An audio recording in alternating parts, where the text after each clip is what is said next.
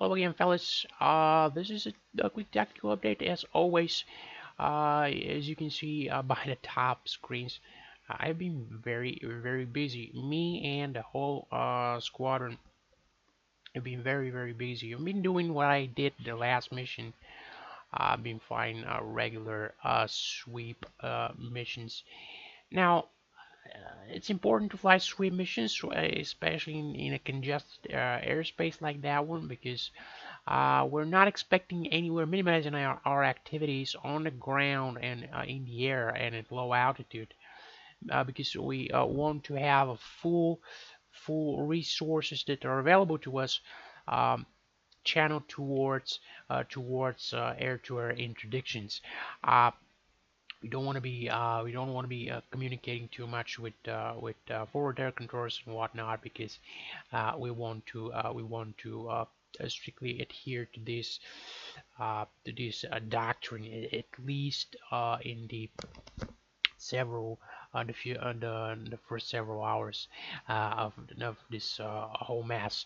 So as you see on the map, a very tightly packed airspace, a lot of red jets.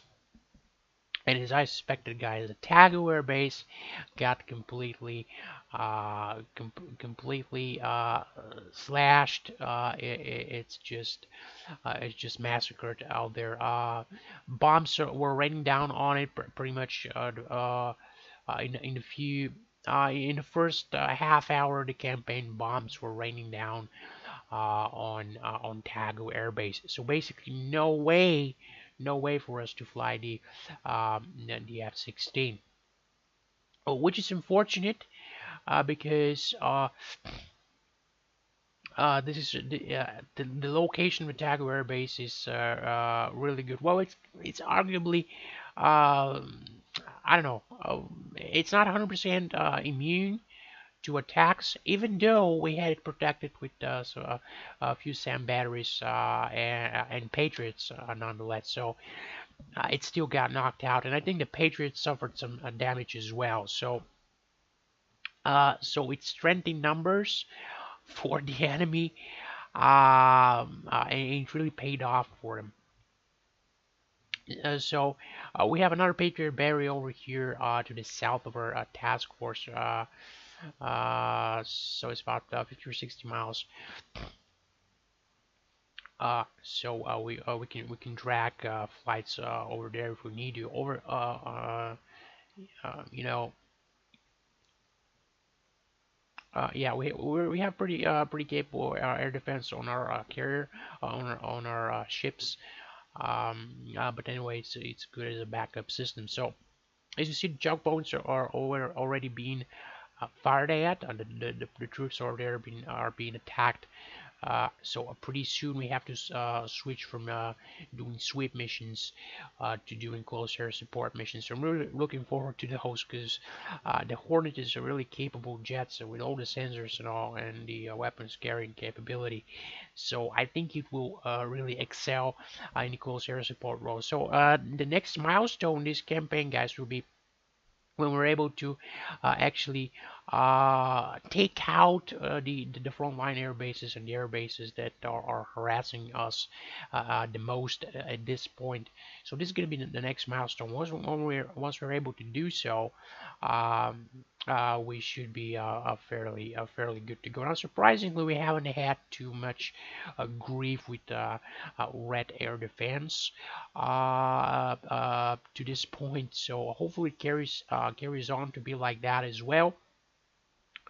And as you see, for our next flight, we're gonna have to switch our flight plan a little bit. So as I said, guys, no tankers are available over here, so we really have to make sure our fuel pretty good. Stock up on fuel. Take as many external fuel tanks as we can, and amend our waypoints so that we can have some contingency air bases to go to if we need to do so. So guys, this is really it for now. So let's see how it goes after several more missions and if we're able to alleviate this situation here or not.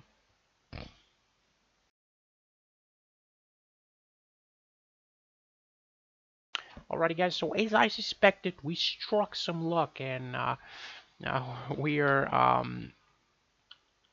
on our way to making some pretty good things with this campaign. As you saw, we were able to take out many enemy airplanes. So this kind of like gave us some possibility um, to desaturate our sweep missions over the theater of war and putting some Oka strikes there as well, which were able to take out the air bases, and we were further able to diversify the types of missions that we assigned, and we actually started putting through uh, some CAS flights. Now those CAS flights immediately gave us good results as far as letting our guys take the upper hand on the enemy, basically. And as you see over here in the on the northwestern checkpoint, we're actually able to gain some ground, which is a very fortunate situation because not only we were able to put some damage on the enemy ground personnel, but we also I would imagine that this came to as a pretty nasty surprise to them because uh, they were pretty much all over that perimeter, and now all of a sudden we are mounting that counter attack. We're able to gain some ground on them. Now the plane is pretty clear. As you see, there's one road that leads to the north where Seoul is. So basically, this is going to be my main advance path. So I'm gonna adhere to that main road or a network of main roads, and I'm gonna use that to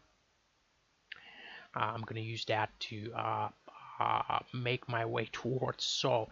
Now, whether we're gonna encounter some reserve units, this remains to be seen. But so far, so good, guys, and I'm very happy with how things are so far. Even because yeah, we were able to put the pressure off us, and we were able to expand our perimeter. Now you see Busan is operational, but the same cannot be said about Kime and Tagu, which are still out. Now that we have the pressure off that Busan perimeter, maybe we can be able to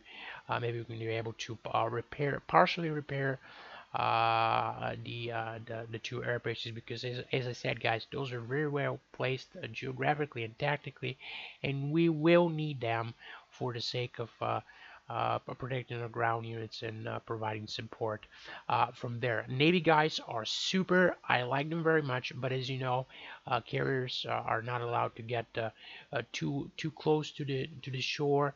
Of course, they want to protect themselves from shore-based ship and fleet defenses, and they want to protect themselves from enemy flights as well. As you see over here, we have some coastal air bases which are able to launch Tu-16 fighters, which I know bear this capability to engage ships. So I really want to protect my fleet and don't want to get it too close to the shore.